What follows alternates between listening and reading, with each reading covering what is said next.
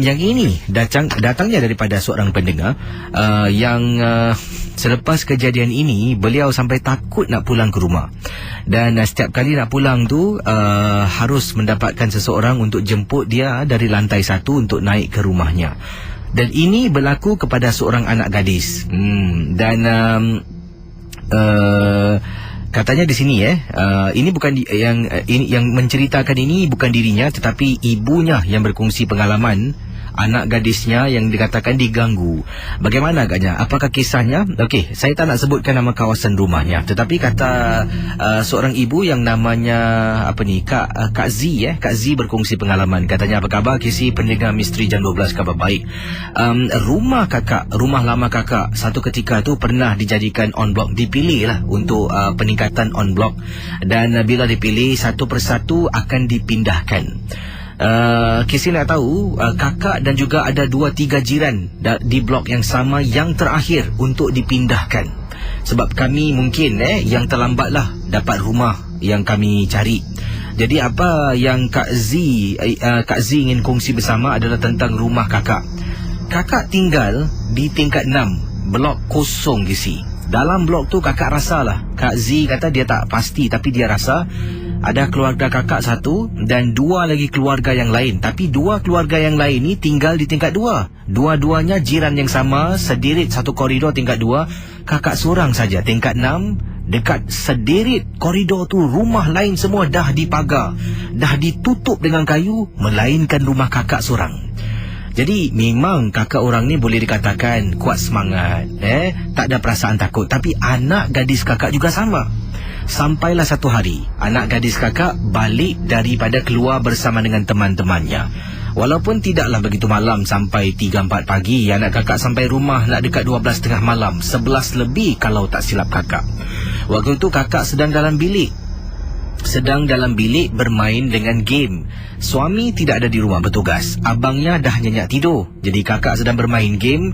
Tiba-tiba kakak dengar ketukan kuat di pintu rumah, sampaikan kakak tersentak. Bila kak bangun, kata Kak Z, kakak menuju ke arah pintu rumah, dengar lagi orang ketuk kuat-kuat dan menangis. Dengar macam suara anak. Dari itulah kakak dengan segera bergegas ke depan pintu.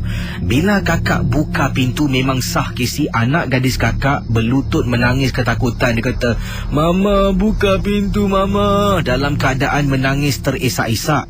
Kakak menjadi kuati. Buka pintu, dia masuk ke dalam. Kakak tanya kenapa. Dia suruh tutup pintu. Kakak tutup pintu, ingatkan ada perompak ke apa. Kakak masuk dalam bilik, kejutkan abangnya yang sedang nyenyak tidur. Mula-mula abangnya macam tak nak bangun. Bila dengar adiknya menangis, terus dia bangun. Dia keluar, dia tanya kenapa. "Saya suruh anak saya keluar pergi tengok kat luar tu ada siapa." Anak bujang saya keluar Kisi. Keluar dengan membawa kayu. Tahu-tahulah takut ada perompak ke pencuri. Jadi bila dia keluar, saya tanya anak saya kenapa. Dia suruh tutup pintu. Abangnya di luar, saya tutup pintu. Saya tanya kenapa, dia diam, terisak-isak lagi. Saya tanya kenapa. Barulah Kisi, setelah lebih kurang 10 minit saya tanya, baru dia boleh bercakap. Sebab sebelum ini dia dalam in shock ataupun dalam keadaan terkejut dan ketakutan. Bila anak kakak bersuara, kakak tanya kenapa. Tadi bila dia nak balik, dia naik lift. Biasalah rumah tingkat 6. Dia tekan tingkat 6. Yang hairannya, bila lift sampai di tingkat 6, pintu lift tidak terbuka Kisi. Malah lift tu terus naik sampai ke tingkat 12. Kata Kak Z yang diceritakan oleh anaknya. Bila sampai tingkat 12, dia picit lagi tingkat 6 untuk tutup pintu. Lift tu tiba-tiba pintu terbuka. Bila terbuka, satu lift gelap. Satu lift gelap gelita dan tak bergerak, seolah-olah lift tu dah tidak berfungsi. Dia tekan. Tak boleh Kisi. Jadi dia pun buat keputusan untuk keluar dari lift, turun tangga. Apabila dia keluar dari lift Kisi, anak beranak Kisi berdiri depan satu rumah. Yang rumah tu dah pun dipapan. Pintu ditutup dengan papan, tingkap semua ditutup dengan papan. Anak beranak berdiri menghadap rumah tersebut. Bila dia nampak, dia terkejut. Blok ni tingkat atas tak ada orang. Macam mana anak beranak ni depan pintu ni? Jadi dia tak nak fikir yang bukan-bukan. Anak kakak turun tangga perlahan-lahan. Badannya katanya dia impitkan dengan tembok kerana ketakutan. Sambil dia turun, dia baca Bismillah, Bismillah. Casey, tingkat 12, turun tingkat 11, turun tingkat 10. Bila sampai saja di tingkat 9,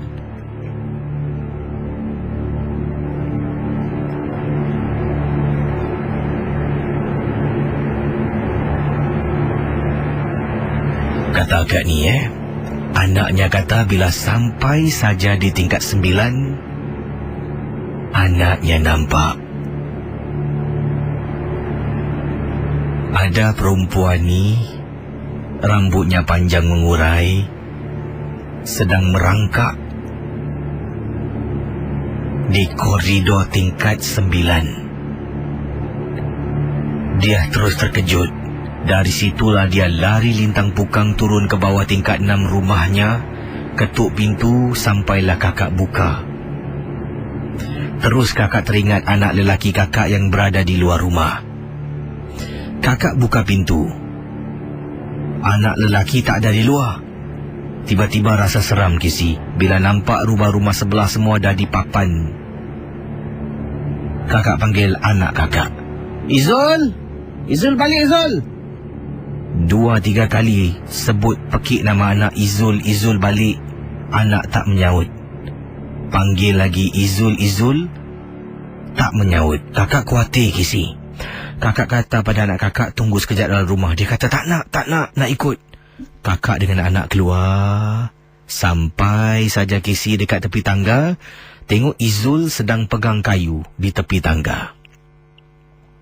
Casey, yang paling menakutkan, apabila kakak sedang pimpin tangan anak kakak ni, kakak rasa sesuatu macam tak kena.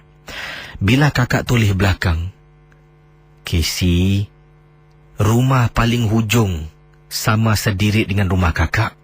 Depan pintu rumah tu ada budak sedang duduk, tak tahulah budak tu datang dari mana.